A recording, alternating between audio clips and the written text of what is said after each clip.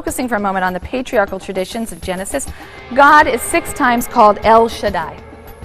Other names are El Elyon, El Olam, El Roi, El Bethel. You can see the translations of these. The everlasting God, God Most High, a God of seeing, the God of the house of God, and so on.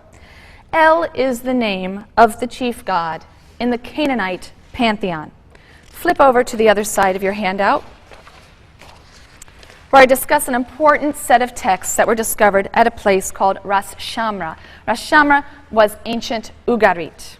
In 1928, a peasant in Syria discovered a tomb at Ras Shamra, which was subsequently excavated by the French, and it was found to contain a library of tablets that were written in a language very, very close to Biblical Hebrew. It's clear that Hebrew is simply a Canaanite dialect. In fact, I remember reading one scholar said if you go back far enough, you're really hard-pressed to tell the difference between Canaanite and Hebrew.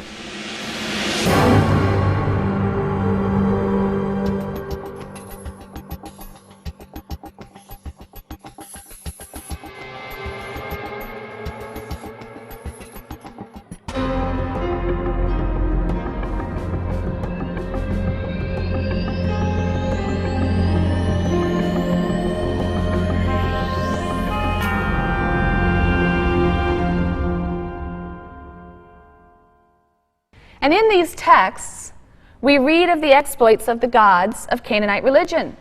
These gods include the sky god El, I've listed here, the father of the various gods and humans. El has a wife, Asherah, she's listed 3rd on your paper, a mother goddess, their daughter Anat, who is a goddess of love and war, she's quite fierce. And then their son Baal, who is a storm god. He's depicted in mythological literature as defeating both the chaotic sea god, the sea god Yam, and the god of death, Mot. There are striking resemblances between the biblical God of the patriarchs and the Canaanite god El. El is the head of the council of gods. He is said to have a long white beard. He dwells on a mountain top in a tent. His epithets include father of all creatures, bull, king. He is also described as the protector of patriarchs, patriarchal figures, a god of the father of the clan, it says in the text. He guides them, he protects them, he promises them descendants.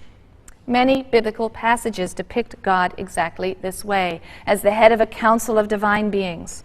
He's occasionally described with some of the epithets that are associated with El. He's referred to as the father of all creatures. There are poetic passages in which he is referred to as bull, also certainly as king. And in the patriarchal narratives, God refers to himself as the God of the Father. I am the God of the Father, the same way El is referred to. He guides and protects the patriarchs. He makes promises of progeny to Abraham and his heirs. He also is associated with a mountaintop, Sinai, and gives instructions for the building of a tabernacle, a tent-like structure in which he will dwell. Many personal and place names in the patriarchal narratives are compounds in which one element is El. Yisrael, Yishmael, Beth El. El is the God of the patriarchs.